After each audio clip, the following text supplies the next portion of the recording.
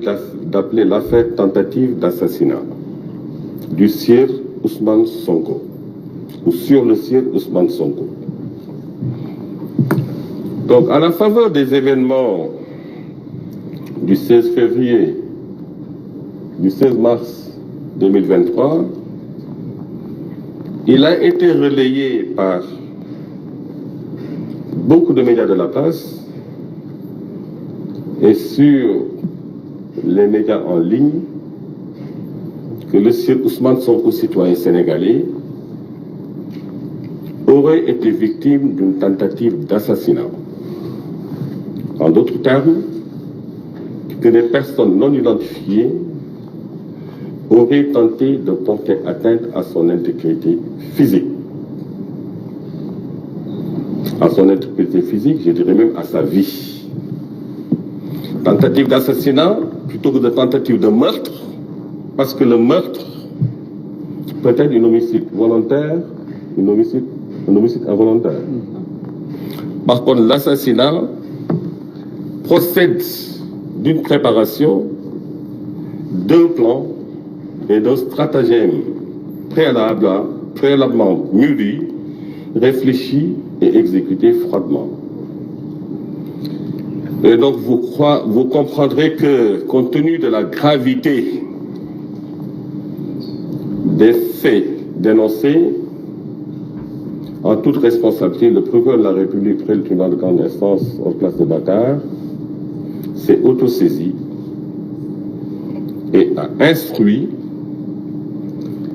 les enquêteurs de la sûreté urbaine d'ouvrir une enquête exhaustive et approfondie sur cette tentative d'assassinat qui aurait été relayée et dont l'opinion dans son ensemble s'émeut, d'autant plus qu'il porterait sur aux Sénégalais, citoyens sénégalais du nom de Ousmane Sonko.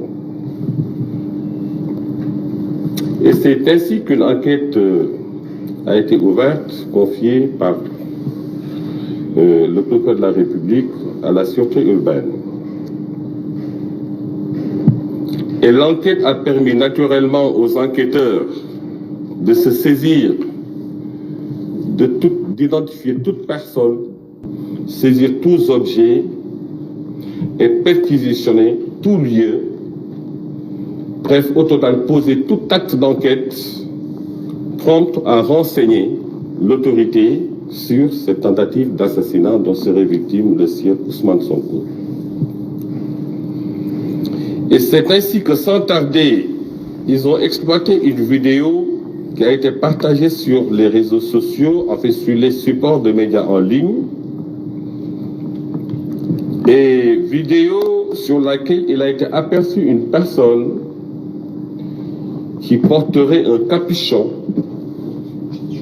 avec un sac à dos aux couleurs qui pourraient être prêtées à confusion avec l'accoutrement ou l'uniforme de nos forces de défense et de sécurité. La vidéo exploitée,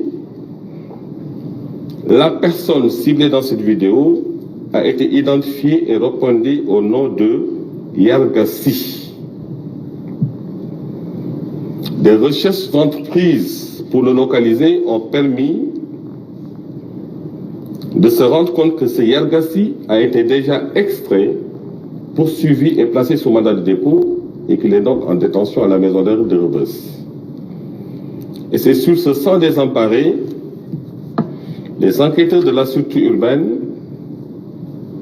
ont procédé à son extraction et à son audition. Il est résulté sous le respect de la présomption d'innocence toujours, les droits de la défense sont sacrés chez nous, et sous le respect du secret de l'instruction, vous comprendrez que je ne peux pas donner tous les détails de l'enquête, au risque de paraître comme un procureur général qui délivre un réquisitoire à charge. Donc l'enquête a permis d'identifier la personne en cause qui répondait au nom de Yalgassi et qui serait domicilié à Mbour et qui serait un employé d'une société qui s'active dans la sécurité et dans la sûreté aéroportuaire. Et de son audition, il est ressorti que le jour des manifestations, il a quitté le département de Mbour pour venir à Dakar pour des raisons professionnelles.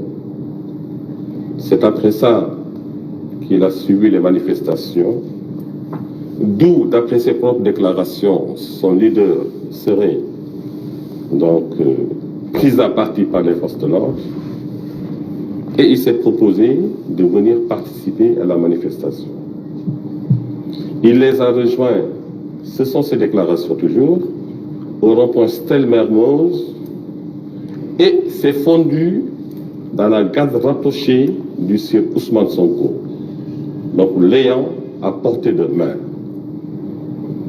Et c'est donc sous ce rapport que dans leur pratique, pour se protéger contre les effluves des grenades lacrymogènes, ils ont l'habitude de se prémunir de bouteilles de vinaigre qu'ils ont tendance à asperger dans des mouchoirs ou en tout cas du tissu pour un tout petit peu amoindrir les effets de la respiration de la fumée qui proviendrait des grenades lacrymogènes.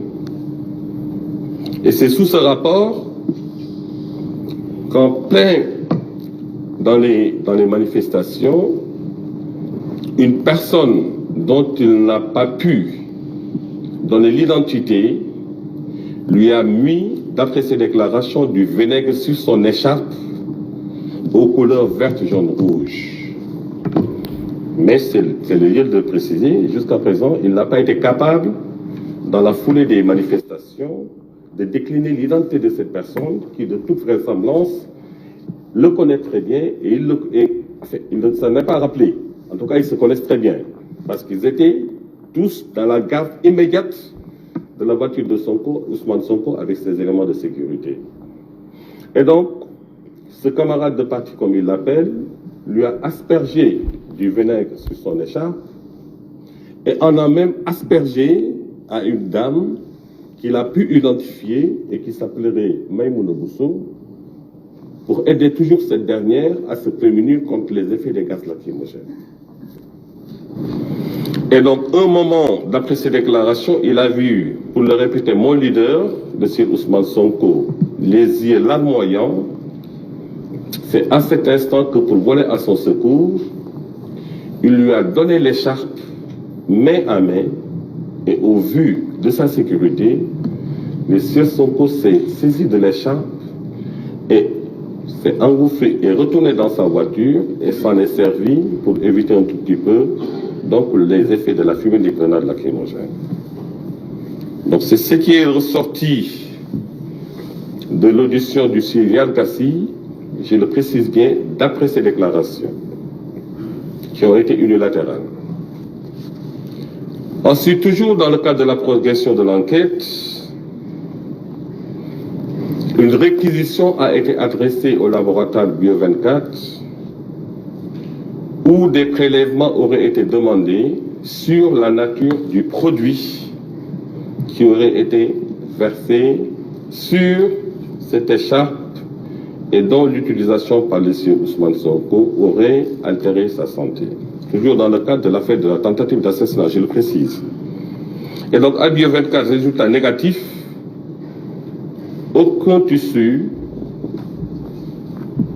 aucune pièce contenant un quelconque liquide ne leur a été produite en vue de prélèvement pour identifier la nature du produit contenu dans ce liquide.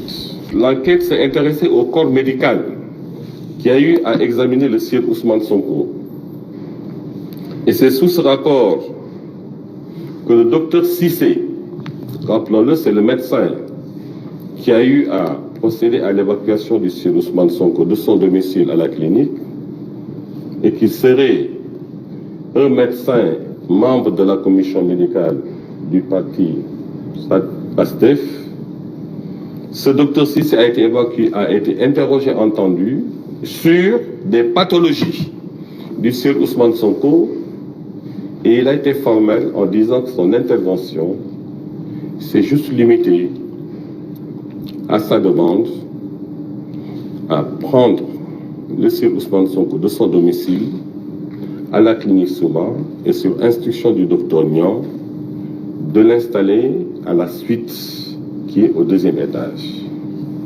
Quid des pathologies dont souffrait le sieur Ousmane Sonko, le docteur Cissé, qui a été le premier à être en contact avec le sieur Ousmane Sonko, a été péremptoire en disant qu'il n'a pris aucun acte médical sur le sieur Ousmane Sonko.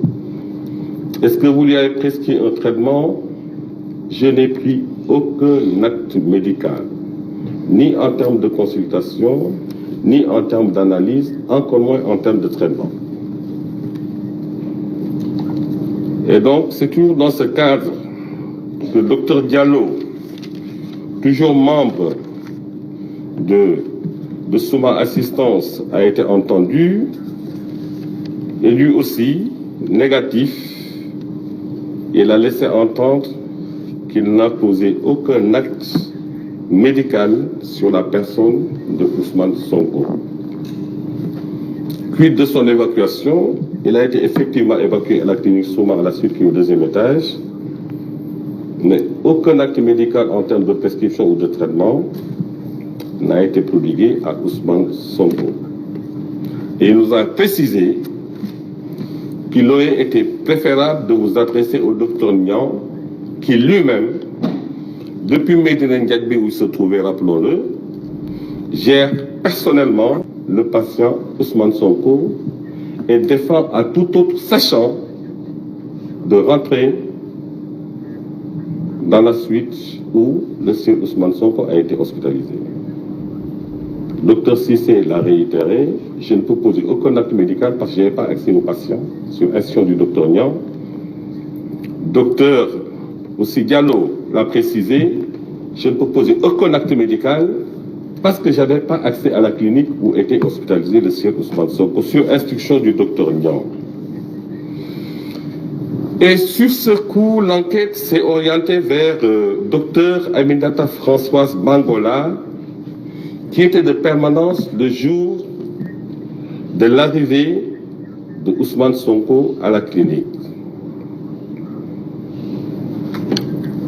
Même réponse.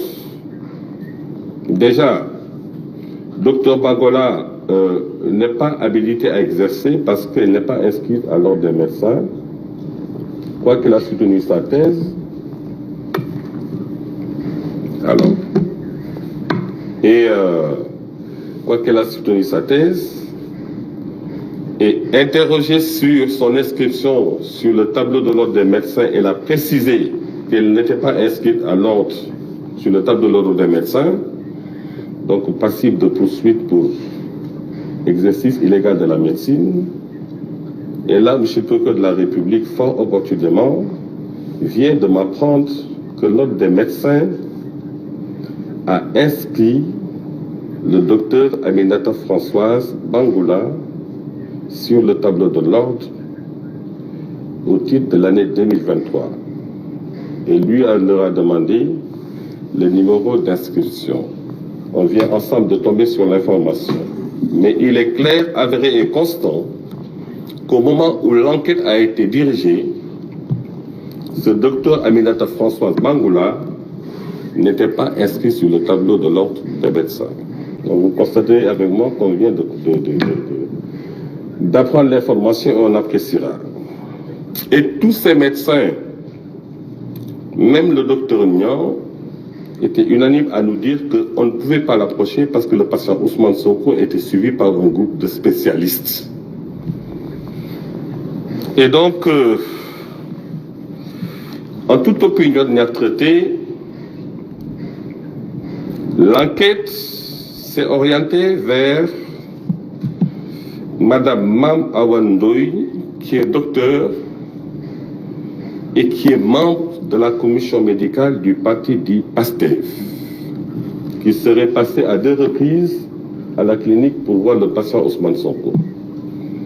Et cette dernière entendue nous a laissé entendre plutôt, qu'elle est certes médecin, qu'elle est certes inscrite sur le tableau de l'ordre des médecins, qu'elle est certes membre de la commission médicale du parti PASTEF, mais elle n'a posé aucun acte médical sur le patient Ousmane Sonko. Tout au plus, en fonction des situations, elle s'avère à prêter main forte sur les éventuels blessés et même les éventuels malades qui seraient leurs militants, et son office se résume comme tel. Interrogée sur les raisons de sa présence à la clinique, elle a déclaré « Je suis venu voir Ousmane Sonko, pas en tant que médecin traitant, mais en tant que membre du parti PASTEF. » Et mon statut de médecin m'a permis de me faciliter l'accès à sa suite au 2e étage pour le consulter.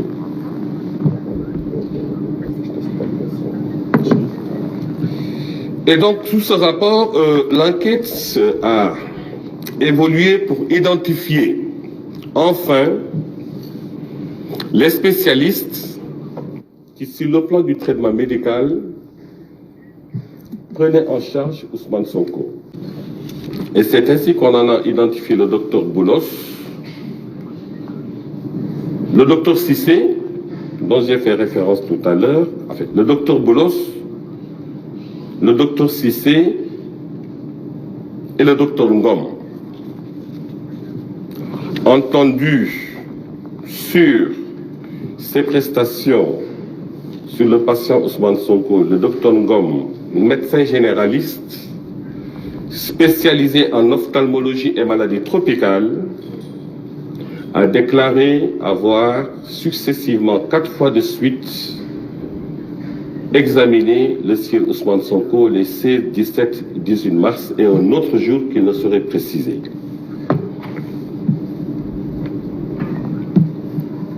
Médecin ophtalmologiste et spécialiste des maladies tropicales. À la question de savoir de quelle pathologie souffrirait Ousmane Sonko, parce qu'on est en train de mener une enquête pour des faits tentatives d'assassinat, le docteur Ngom nous oppose que le secret médical ne lui permet pas de nous dire de quoi souffrait le sieur Ousmane Sonko.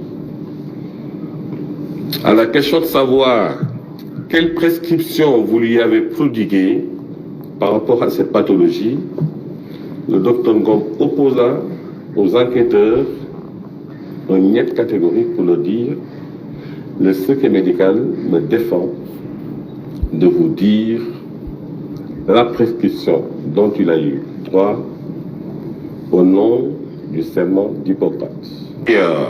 Conformément aux prescriptions du Code de procédure pénale,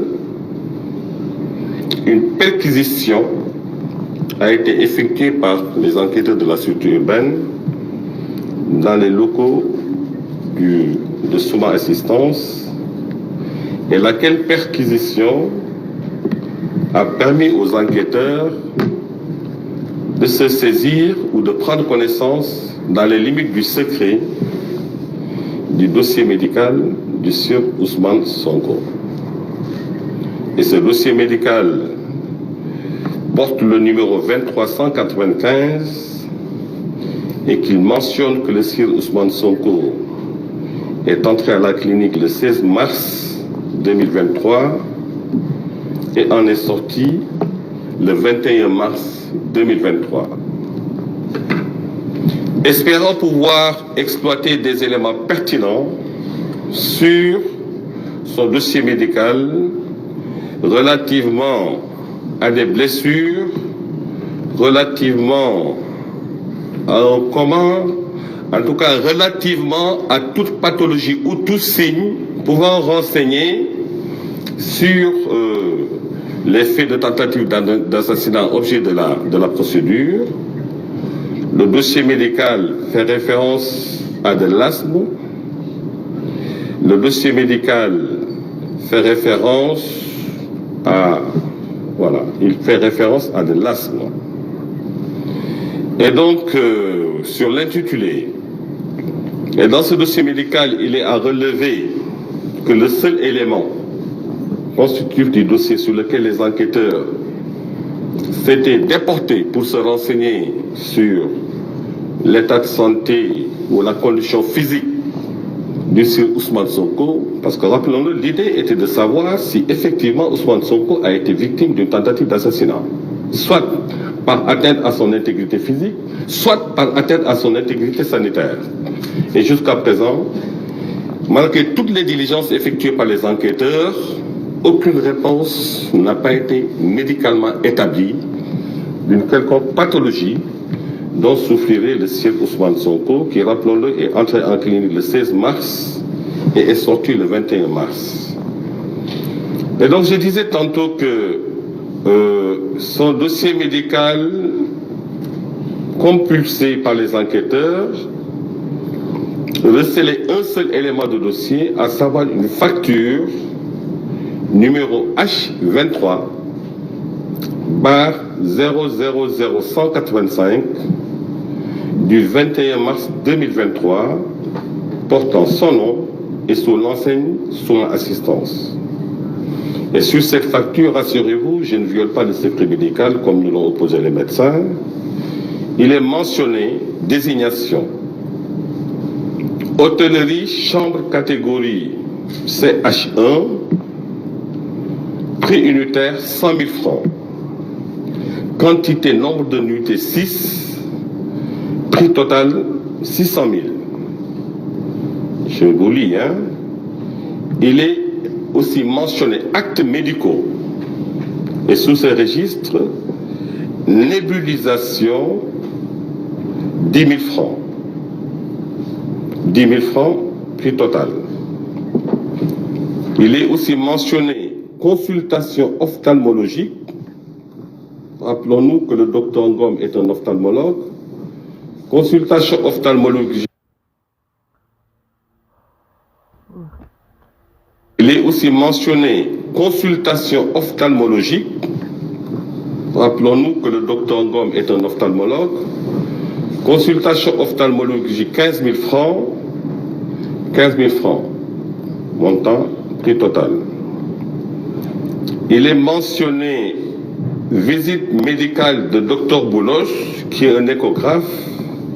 Visite médicale de Dr Bouloche, 25 000 francs. Donc, prix total, 25 000 francs. J'espère que je ne me trompe pas. Il faut que je mette mes lunettes là. C'est ça? Effectivement. Alors, ensuite, il y a un rubrique qu'on a intitulé Unité mobile de soins. Et sur ce rubrique toujours, dont je ne comprends pas trop l'intitulé d'ailleurs, n'étant pas spécialiste de la médecine, 40 000 francs. Prix total 40 000 francs. Il y a un autre rubrique honoraire médecin, honoraire docteur Ngom, ophtalmologiste, 25 000 francs. Honoraire docteur Cham, pneumologue, 25 000 francs. Et la présente facture est arrêtée pour un montant total de 890 000 francs. Payé à Souma le 23 mars 2023, portant le nom de Ousmane Sonko. En exploitant le dossier médical de ce dernier, on avait espéré peut-être là-dedans trouver des indices faisant état d'administration de substances toxiques ou d'atteinte à son intégrité physique, mais comme vous le constatez devant nous, sur cette facture de 890 000, il y a 600 000 francs de frais de chambre, il y a au total 25 000 francs de frais de consultation et 50 000 francs d'honoraires payés aux médecins, le docteur Ngom et le docteur Cham. Donc devant cet état de fait, la piste de la tentative d'assassinat n'a pas pu avoir du corps médical des éléments pertinents pouvant nous renseigner sur sa réalité ou pas. Et c'est sous ce rapport que L'enquête a permis d'avoir une constante. Et cette constante, je l'avais mentionné au début de mon propos, c'est qu'il est constant et factuel qu'une personne se nommant Yargassi a eu, sur le théâtre des manifestations, a donné au Sir Ousmane Sonko une écharpe aux couleurs verte, jaune, rouge, contenant un liquide dont il dit que c'est du vinaigre. Donc, manifestement, à l'exclusion de toute personne, s'il y a atteinte à son intégrité physique ou sanitaire, naturellement, c'est la seule piste que l'enquête a permis d'établir. Et c'est sous ce rapport que le sieur Yargassi, qui nous renseigne que le produit imbibé sur l'écharpe est du vinaigre, sans expertise médicale, sans expertise scientifique, donc ne rapportant pas la preuve de la nocivité, de la toxicité ou pas du produit imbibé dans le mouchoir, a été retenu dans les liens de la détention pour des faits présumés d'homicide involontaire, de tentative d'assassinat, d'administration de substances nuisibles à la santé, et donc il est en instance de déferment. Et là, c'est les éléments d'enquête que je voudrais partager avec vous sur cette affaire de tentative d'assassinat, dans le respect de la présomption d'innocence, du secret de l'enquête et de l'instruction préparatoire à venir. Mais il est tout de même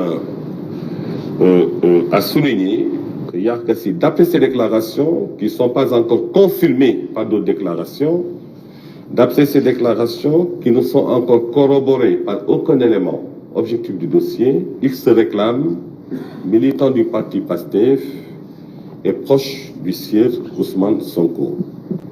Et c'est pour toutes ces raisons qu'une information judiciaire va être ouverte.